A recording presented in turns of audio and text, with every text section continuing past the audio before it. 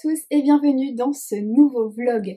Je vous parle de suite de ce roman que j'ai lu et que j'ai beaucoup aimé, L'ombre des innocents de René Manzor, publié aux éditions Calmant Lévy. Ce roman, c'est un thriller haletant qui se dévore et qu'on ne peut pas lâcher.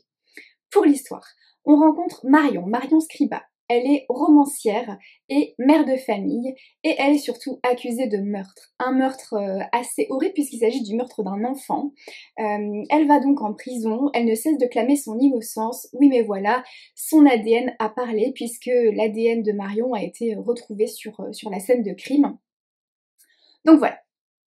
En parallèle de ça, on rencontre, comment il s'appelle, Wim Hag. C'est un agent d'Europol, ex-agent d'Europol, il travaille plus pour Europol depuis quelques temps en tout cas. Il est rappelé pour pouvoir travailler sur cette enquête et pouvoir faire éclater la vérité. Je n'en dis pas plus, si ce n'est que ce roman, c'est une traque incroyable. Le rythme est dingue, c'est un rythme effréné, les chapitres sont courts donc tout s'enchaîne hyper vite, on passe d'un chapitre à l'autre sans pouvoir s'arrêter parce que évidemment les fins de chapitre à chaque fois nous donnent envie de découvrir les chapitres suivants. Les pages défilent, c'est ultra addictif, l'intrigue est, je trouve, très bien réalisée et très bien amenée. La construction est super efficace. Ça ne s'arrête pas, ça s'enchaîne. Il y a beaucoup d'actions, beaucoup de rebondissements. Ça va dans tous les sens. Le rythme est vraiment prenant. C'est intense. J'ai beaucoup aimé ce roman. Le seul hic, mais ça a été ça juste pour moi, enfin après il y a peut-être d'autres personnes pour lesquelles ça a été le cas, mais moi ce qui m'a un peu, je vais pas dire déçue parce que j'ai pas été déçue plus que ça par ce roman, mais disons que la fin pour le coup ne m'a pas surprise. Alors si l'ensemble du roman, il est rempli de rebondissements auxquels je m'étais pas particulièrement attendue.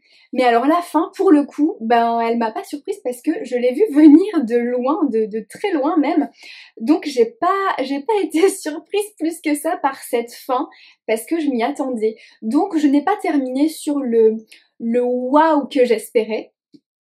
Malgré tout, au-delà de ça n'a pas gâché mon plaisir et ça reste un roman que j'ai vraiment beaucoup aimé. Ça a été une très belle découverte. C'est le premier roman lu de cette année 2024 et waouh, trop chouette. J'ai beaucoup aimé découvrir René Manzor. Alors bon, c'est le premier roman de l'auteur que je lis, mais il faudrait que je le découvre dans d'autres romans, voir un peu ce que ça donne.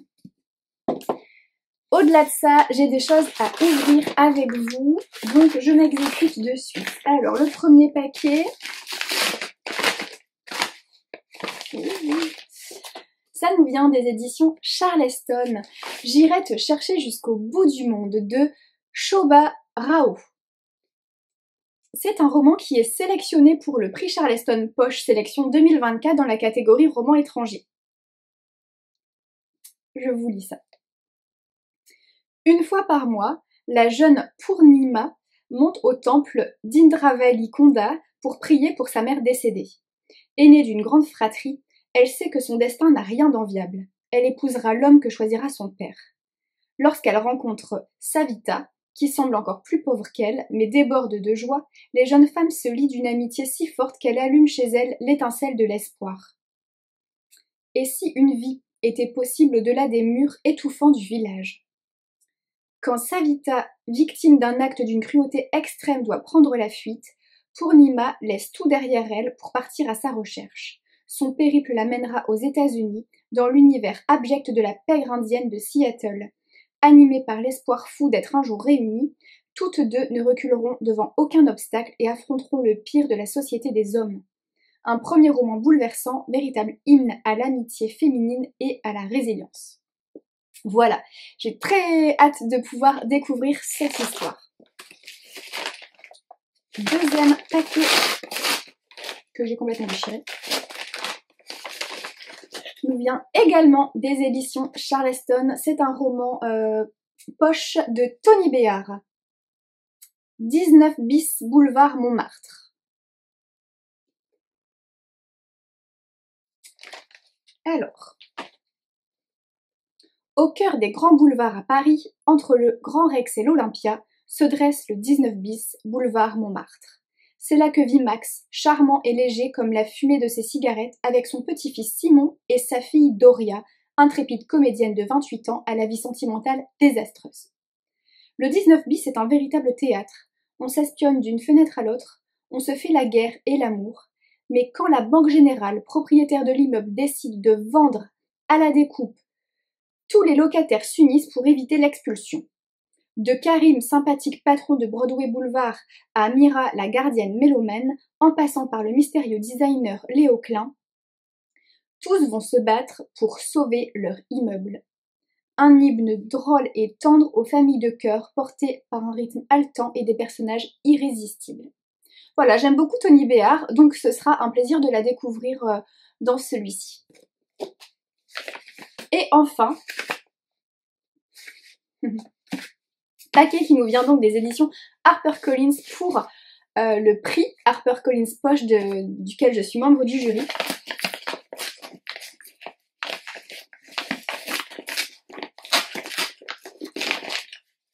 Bah dis donc, c'est pas de la rigolade, hein. C'est enfermé dans des trucs où il y a des fils là comme ça.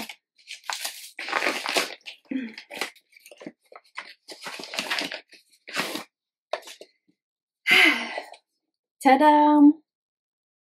Voilà les deux nouveaux romans qu'il faut que je lise pour le prix. Cool. Alors, il y a Ta seule issue de Gilles Christian, ou Christian, je ne sais pas comment ça se dit, je ne connais absolument pas, je n'en ai jamais entendu parler. Les ténèbres à perte de vue. Une tempête pour tout horizon, la mort qui rôde, comment en sont-ils arrivés là? Eric et sa fille avaient pourtant prévu un simple trek dans les montagnes norvégiennes. Un moyen de se rapprocher après le drame qui a brisé leur famille. Mais à cause d'un accident, leur voyage tourne au cauchemar. Alors qu'ils ont trouvé refuge dans une maison isolée, ils sont témoins d'un crime atroce. Le père et la fille doivent fuir à tout prix, fuir pour survivre. C'est le début d'une traque sans merci à travers des étendues hostiles, une chasse à l'homme dans une nature brute et inhospitalière. Trop cool. Mais c'est marrant parce que la 4e de couverture me parle, mais je ne sais pas si c'est que je l'ai lu en le voyant passer sur Instagram là dernièrement, ou si c'est que je l'ai trouvé genre chez Book Off et que j'ai lu cette 4e de couverture il y a pas très longtemps. Ça m'intrigue. Ensuite, Les Désobéissantes de Emmanuel Faguet, que je ne connais pas, c'est un premier roman semble-t-il. Alors, il se dit du pianiste Marcus Solar qu'il a eu 1000 vies, une enfance passée à l'orphelinat, une jeunesse marquée par le succès et, au fait de sa gloire, des fiançailles avec une riche américaine. Il était discret, virtuose, solitaire. La dernière femme de sa vie aurait pu parler, mais en ce matin d'octobre, elle gît au pied de l'escalier. Qui était cet homme, star déchue morte d'une overdose de morphine à 70 ans et sur le point d'entrer dans la légende? Quel mystère recelait-il pour disparaître à la veille de remonter sur scène, emportant avec lui une vieille femme sans passé? Et qui sont ces femmes qui ouvrent et ferment la ronde tragique d'une enquête à laquelle semble vouloir s'inviter l'amitié, la honte et les regrets? Je suis intriguée. Voilà, donc ces lectures seront lues fin janvier, février, je ne sais pas encore parce que mon planning de janvier est surchargé. Ceci étant, ce qui est absolument incroyable, c'est que en très peu de temps, là, depuis le 2 janvier, j'ai lu une quantité d'ouvrages assez incroyable. J'ai lu plus du double de ce que j'ai lu en décembre puisque, vous le savez peut-être, mais en décembre j'ai eu un mois complet de panne de lecture. J'étais pas bien et j'ai pas réussi à lire une seule page, enfin si j'exagère. J'ai pu avancer dans mes lectures parce que j'avais la lecture audio. Donc j'ai lu 2 livres en décembre. Voilà. C'est pas foufou, mais là, depuis début janvier, j'en ai déjà lu 5 et je suis en cours du 6e, ce qui est assez dingue, puisque nous sommes le 7 janvier. Donc, je suis plutôt hyper contente. Ça promet un mois hyper riche et c'est trop chouette. Et en plus, toutes les lectures que j'ai lues là depuis le début du mois sont hyper sympas. J'ai pas été déçue par une seule. Il y a des choses voilà que j'ai plus ou moins appréciées, mais malgré tout, waouh, trop cool. Sur ce, je vous laisse et je vous retrouve un peu plus tard dans la semaine, puisque j'ai plein de lectures à vous présenter et dont il faut que je vous parle. Ciao. Hello! On se retrouve aujourd'hui pour ouvrir des petites choses qui sont arrivées dans ma boîte aux lettres. Je commence de suite avec ce premier paquet.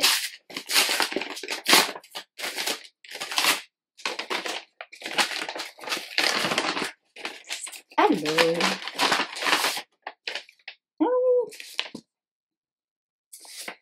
Tanatea de Sonia Delzongle. Un roman qui nous vient des éditions Pocket. Je vous lis ça. Tanatea, un nom qui sonne comme celui d'une femme ou d'une déesse. Un mot plutôt agréable, exotique, à condition de ne pas en connaître l'origine grecque, Thanatos, la mort. Le plus long des voyages, l'éternité. Durant ses années passées à la police judiciaire, Esther a côtoyé la mort sous ses aspects les plus sombres, les plus violents. Un quotidien qui l'a usée, au point d'être prête à tout quitter pour rejoindre cette entreprise de pompes funèbres située au cœur du lac Léman.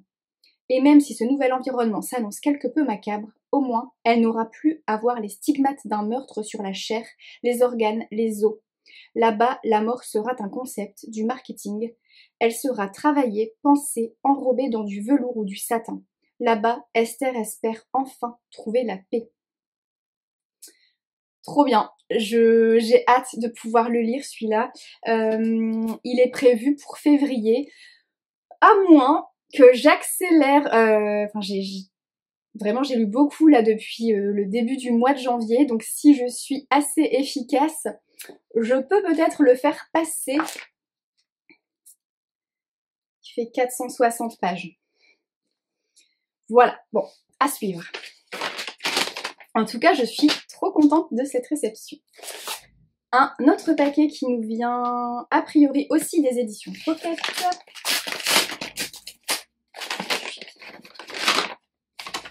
Et qui contient 2 ouvrages. Alors.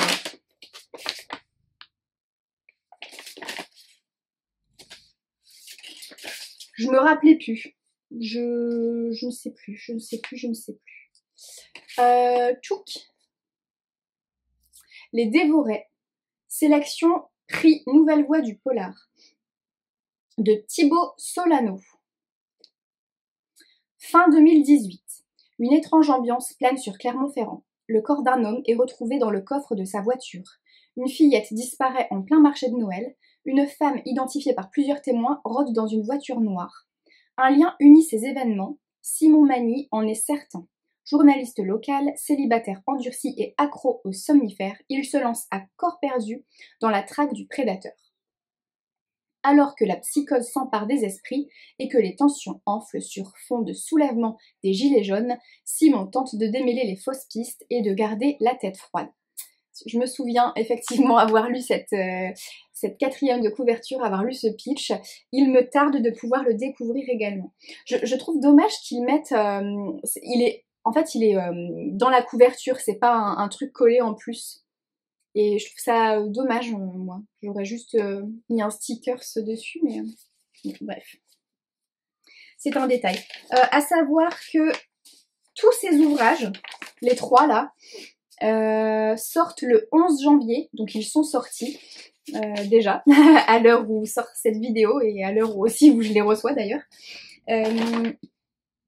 Et donc, le deuxième de ce paquet, c'est également une sélection pour le prix Nouvelle Voix du Polar. Un roman de Nicolas Nutten, ou Nutin, je sais pas comment on dit, comme 2 gouttes de sang. Par une nuit de Noël, l'horreur s'invite dans une famille heureuse de Norvège. Seul l'aîné survit au drame. Après une brève cavale, le tueur termine derrière les barreaux, affaire classée.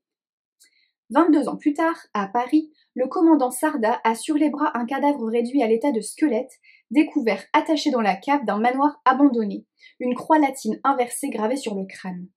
Crime de secte, crime de sang. Les esprits s'échauffent, les réseaux sociaux s'enflamment. Sarda doit élucider cette mystérieuse affaire au plus vite. Mais son enquête complexe et minutieuse va prendre un tour particulier, car si 2 gouttes d'eau peuvent être semblables, quel secret 2 gouttes de sang referment-elles? Trop bien! Trop bien! Eh ben dis donc,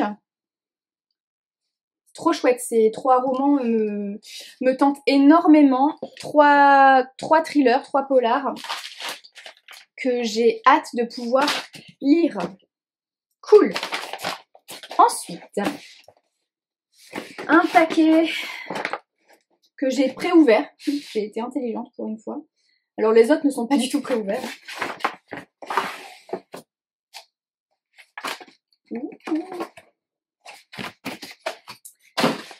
Alors, waouh, magnifique. Il s'agit d'une BD, Le Monde des Cancres. C'est un premier tome. Sous l'école. C'est le nom du tome 1. De Cunha, Barry et Phillips. Alors, on va prendre la petite. Oh mon dieu, mais il y a plein de choses encore là-dedans.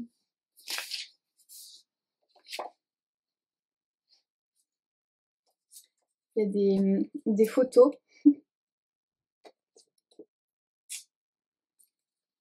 Ça me va vraiment bien, ces lunettes. Donc, alors, pour ce qui est de la BD, ça sort le 19 janvier en librairie.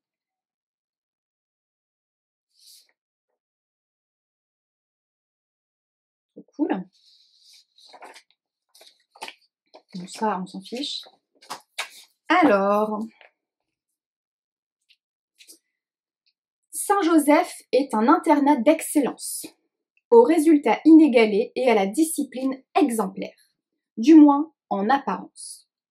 Car dans les sous-sols se cache une partie secrète et escamotée, construite par la directrice, avec des salles contenant des épreuves permettant de remettre les mauvais élèves et les récalcitrants dans le droit chemin. Les enfants envoyés là-bas ressortent en parfaits élèves modèles, avec l'envie de ne plus jamais y retourner. Heureusement, une bande de cancres créatifs décide ensemble de résister, mettant à profit les talents de chacun. Ça peut être très chouette. Je vais vous montrer un peu... Bon, j'enlève ça. Je vous montre un peu les illustrations. Je vais prendre des planches au pif. Touc.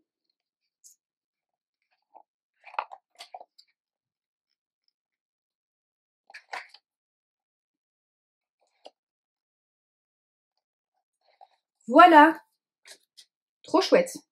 Franchement, j'ai hâte. Je vais le lire là en janvier. Et puis il y a une ardoise avec des craies dans ce petit sachet. Trop sympa. Bon, je sais pas trop ce que je vais en faire. Peut-être dans la cuisine. Je trouverai une place. Trop chouette. Merci beaucoup aux éditions Dupuis pour l'envoi de ce super colis. Je trouve ça hyper chouette. C'est très bien fait. Ensuite, ça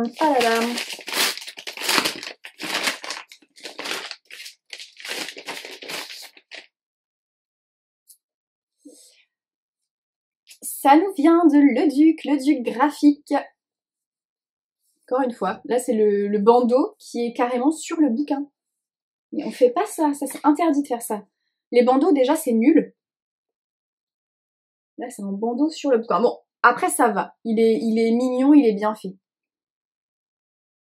Mais quand même, c'est interdit de faire ça. Alors, le souci avec le miel et 21 autres raisons insoupçonnées de devenir végane. Alors le véganisme, c'est pas du tout mon délire, hein, à la base. Mais je me dis que ça pouvait être très sympa. Et puis ça a l'air tellement mignon. Alors c'est de Franche Hirsute, je ne connais absolument pas. Je ne sais pas qui est cette personne.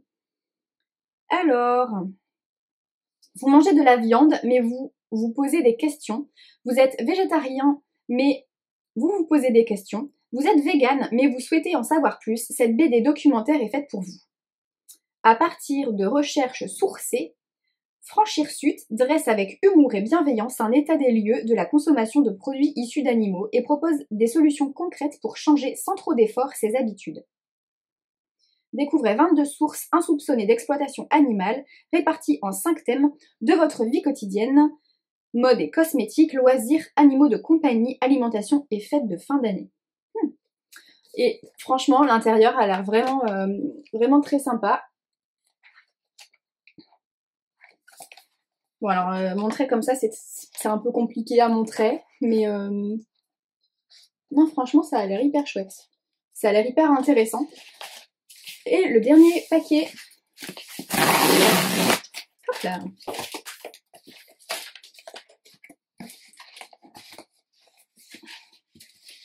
Ah, bon.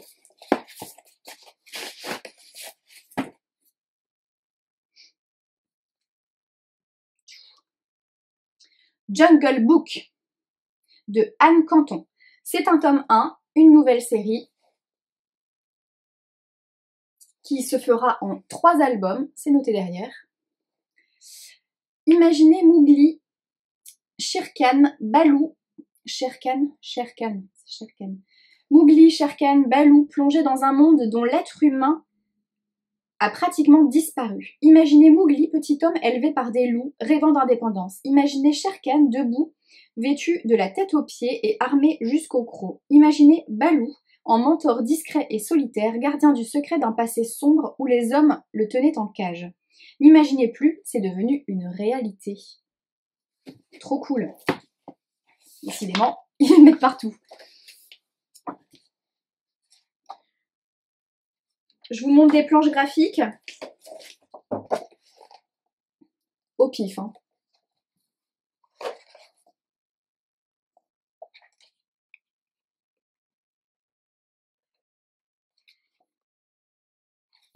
Voilà. Trop bien. Trop cool. Ça, c'est pareil. Je vais le lire rapidement. Je pense qu'il y a moyen que je me le glisse ce mois-ci.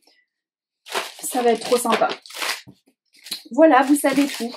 Sur ce, je vous abandonne et je vous retrouve probablement demain pour vous parler de certaines choses que j'ai lues. Ciao. Hello! Je vous retrouve aujourd'hui pour vous parler de 2 ouvrages que j'ai lus la semaine dernière. Le premier, c'est Face au vent. Face au vent, c'est une BD, c'est un roman graphique plus exactement, de Fanny Leb et Cyrielle Pisapia. Ça nous vient de chez Le Du Graphique. Voilà, je ne vais pas répéter une ultime fois l'amour que j'ai pour Le Du Graphique et pour ses ouvrages. Ce roman graphique, je l'ai beaucoup aimé. Alors ça nous parle dans les grandes lignes de l'histoire de Fanny qui a eu un cancer du sein. Et donc ça nous parle voilà, de son parcours de vie, son parcours de soins, depuis l'annonce de la maladie jusqu'à la guérison, même l'après-guérison, en passant par les étapes de soins qu'elle a vécues, par le soutien sans faille qu'elle a reçu de la part de ses proches, par l'après, donc la reconstruction, la résilience dont elle a fait preuve qui est incroyable. Elle a une force, un courage, une détermination, elle fait preuve d'optimisme. C'est un roman graphique que j'ai beaucoup aimé parce que je l'ai trouvé extrêmement lumineux et porteur d'espoir. J'ai aussi énormément apprécié, à la fin, elle a glissé des sortes de petits tips. Ouais, d'ailleurs c'est appelé tips, c'est peut-être pas pour rien que je le dis. Il y a des tips du pendant et de l'après. Donc du pendant la maladie. Donc par exemple, elle dit pensez à l'acupuncture et à l'auriculothérapie pardon, pendant les traitements et après pour aider le fonctionnement des organes. Enfin, elle donne plein de petites choses comme ça auxquelles on pense pas nécessairement, mais qui sont vraiment voilà, plein de petits trucs comme ça. Et puis aussi pour l'après, et j'ai trouvé ça hyper chouette aussi. Elle met toutes les associations et organismes qui peuvent être intéressants. Est-ce que par exemple, pour l'après, elle dit « Pour ma part, j'ai perdu énormément de poids. Il m'a fallu du temps pour reprendre confiance en mon corps qui s'était affaibli, qui avait changé. Le sport, ça a été le meilleur moyen pour elle de remonter le moral en berne, voilà. Enfin, vraiment, je trouve ça hyper intéressant. Il y a un petit tips aussi sur l'autopalpation pour le dépistage. Enfin, voilà, alors là, c'est les petits trucs en plus qu'il y a à la fin et que j'ai trouvé vraiment chouette. Mais l'ensemble de l'ouvrage est vraiment chouette. Elle explique aussi même l'après-guérison, les difficultés qu'elle a eu à surmonter au niveau de son couple et la méditation qui l'a aussi aidée. Enfin, voilà, je vais pas rentrer davantage dans les détails, mais en tout cas, c'est un très bel ouvrage, très touchant et qui est profondément lumineux et très positif et voilà, j'ai beaucoup aimé. Au-delà de cet ouvrage-là, j'ai aussi lu Les 12 suspects de Noël. C'est un roman HarperCollins qui est écrit par Anna T. Drew. C'est un roman que j'ai reçu dans le cadre du prix HarperCollins Poche de sélection 2024, qui fait partie de la sélection de ce prix-là, pour lequel je suis membre du jury. Donc je l'ai reçu, je l'ai lu. Alors, cet ouvrage, j'ai apprécié cette lecture. Grosso modo, pour le pitch, on est face donc c'est un cozy mystery qui se passe aux périodes de Noël. Un cozy mystery qui a ça d'original qu'il est conduit par deux mamies. Il y a Annie, une mamie de octogénaire, 84 je crois qu'elle a, et qui en gros va vouloir reprendre une affaire classée qui concerne son amour de jeunesse qui est décédé brutalement dans des conditions un peu bizarres. Disons qu'il se serait a priori suicidé après avoir lui-même commis un meurtre. Voilà, l'affaire a été classée et des décennies plus tard, parce que il est décédé, ils étaient jeunes, hein, ils étaient encore ensemble au moment des faits. Et donc des décennies plus tard, voilà, il y a un élément qui vient à elle. Elle reçoit une lettre qui avait été écrite par cette personne, par son amour de jeunesse, et qui en tout cas, voilà, l'amène à vouloir. Il y a un truc qui cloche et elle veut ressortir cette affaire-là. Elle va donc faire appel à la deuxième mamie, Rose, qui est une septuagénaire en top forme, prof de yoga et donc avec un corps voilà, d'une personne beaucoup plus jeune que l'âge qu'elle a, et qui est aussi détective à ses heures perdues. Voilà, c'est anecdotique, mais quand même, du coup, c'est pour ça que Annie va faire appel à cette fameuse Rose. Et donc, ensemble, elles vont partir enquêter. Donc voilà, ce duo est totalement improbable et en même temps ultra sympathique. Il y a pas mal de choses assez drôles qui se passent. Ces deux mamies sont plutôt touchantes et plutôt attachantes, très persévérantes aussi. Elles vont voyager jusqu'en Normandie pour leur petite enquête. L'intrigue en elle-même n'a rien de dingue, l'enquête n'est pas folichonne et y a rien de réellement surprenant, voilà, dans le déroulement des faits, etc. Voilà. Mais ça reste une lecture agréable, divertissante, plaisante. Ça m'a donné le smile parce qu'il y a des moments qui sont remplis d'humour et voilà, et c'est pas prise de tête. Et la petite chose qui a un peu manqué pour moi, c'est cette ambiance de Noël, parce que enfin, le roman a quand même comme titre les 12 suspects de Noël. Alors déjà, 12, bah ok, je les ai pas comptés, donc probablement que oui, il y en a 12, sauf que à aucun moment dans l'ouvrage il est fait référence du nombre de suspects qu'il y avait. Donc bon voilà, 12 suspects, d'accord, si vous voulez, je les ai pas comptés. Et de Noël, ouais, bah ok, le roman se passe effectivement en période de fin d'année. Accessoirement, il y a très peu d'ambiance de Noël qui est retranscrite dans ce roman. Donc, en fait, quand j'ai refermé le roman, je me suis dit, bah, ouais, mais alors pour moi, le titre est pas du tout adapté. Enfin, j'ai pas retrouvé le roman dans le titre ou le titre dans le roman. Enfin bref, vous voyez un peu l'idée, quoi. Je me suis dit bon, ça c'est un titre vendeur. C'est plus pour moi ça c'est plus commercial qu'autre chose, parce que voilà, s'il y avait eu plus d'ambiance de Noël dans le roman et qu'on avait plus axé sur le nombre de suspects, why not? Mais là, je trouvais que c'était un peu surfait ce titre. C'est voilà, je referme cette parenthèse anecdotique, mais voilà, donc j'ai apprécié ce cosy crime là, mais je pense pas que dans 3-4 mois je me souviendrai, j'aurai un souvenir impérissable de cette lecture pour autant.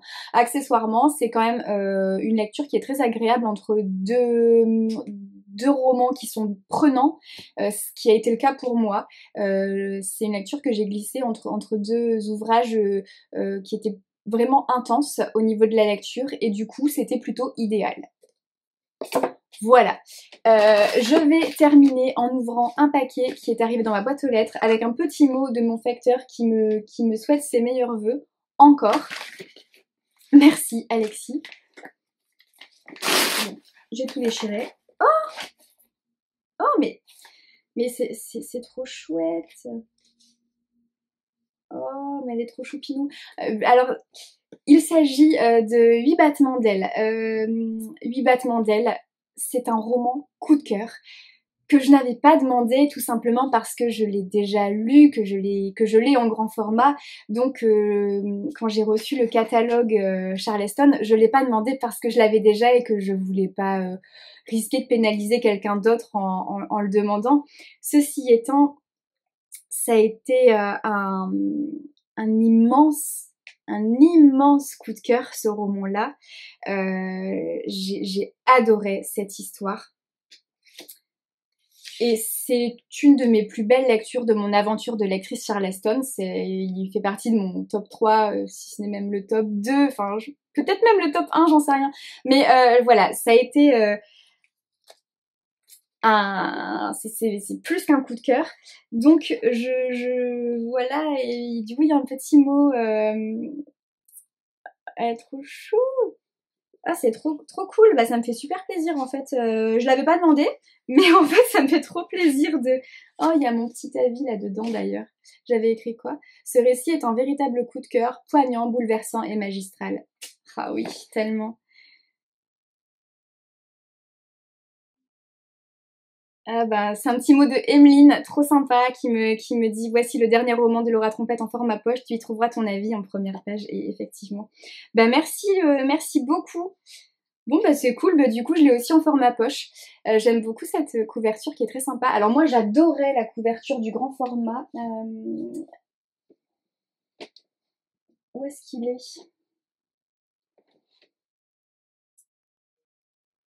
Où est-ce qu'il est? Laura.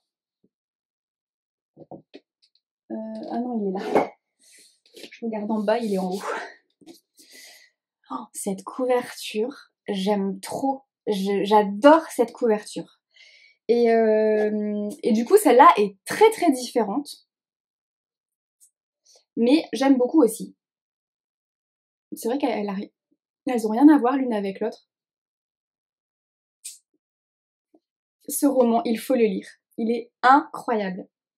Je vais vous lire la 4e de couverture au cas où vous n'avez pas entendu parler de ce roman. Peut-être ça pourrait vous donner envie. Alors, elles sont 8, issues de toute origine et de tout milieu. Parmi elles, en Inde, la petite Sahana attend à l'orphelinat que sa sœur puisse venir la chercher.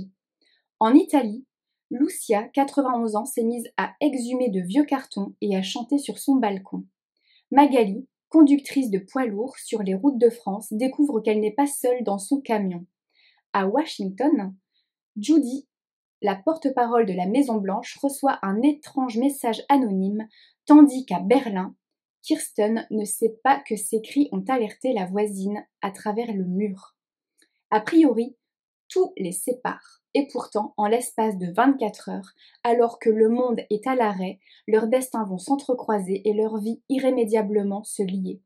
Un roman coup de poing qui sonne comme un hymne à la sororité et à l'humanité. C'est tout à fait ça, c'est puissant, c'est incroyable, ça se passe période Covid, mais y a pas, enfin, voilà, c'est abordé dedans parce que ça se passe à cette période-là, mais c'est pas du tout le sujet du roman.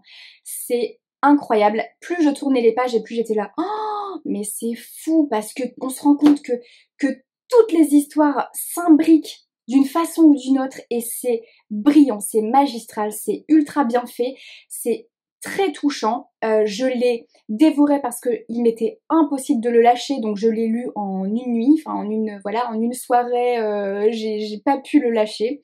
Je m'y suis mise très vite quand je l'ai reçu, je m'y suis mise de suite et voilà, le lendemain, j'ai directement envoyé un message à Laura Trompette parce que ce roman m'a bouleversée. Il faut le découvrir maintenant qu'il est sorti en poche. Bah foncez, il est à un prix abordable et je ne peux que vous dire de foncer parce que vraiment il est incroyable. Voilà, je ne vais rien dire de plus parce que là j'en dis déjà beaucoup. J'ai aussi le petit marque-page, trop chouette. Merci beaucoup Emeline pour cette envoi surprise, ça me fait trop plaisir. Et voilà, et encore bravo à Laura. Si tu passes par là, je t'embrasse très fort. Sur ce, je vais vous abandonner, je vais vous laisser, je vais clôturer ce vlog ici. La semaine prochaine, je serai en déplacement. Je pars vendredi prochain, direction Bordeaux, où je vais passer 5 jours parce que je vais aller voir les Enfoirés en concert. C'est mon rendez-vous annuel, les Enfoirés. Voilà, je ne peux pas y couper. C'est mon petit rendez-vous chouchou de l'année. Donc je vais à Bordeaux parce que cette année c'est là-bas qu'ils se produisent. Je vais donc passer le week-end de mon anniversaire parce que dimanche prochain ce sera mon anniversaire, donc je vais passer un week-end d'anniversaire bordelais et ça va être trop chouette, je serai avec des copines, ça va être super.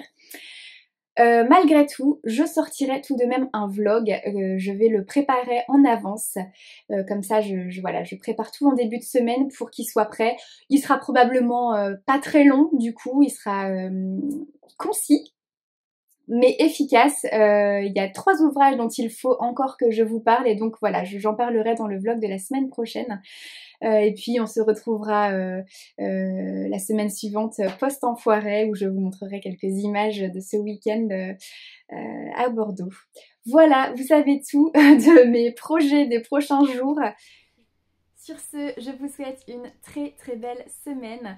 On se retrouve la semaine prochaine et d'ici là, portez-vous bien. Ciao.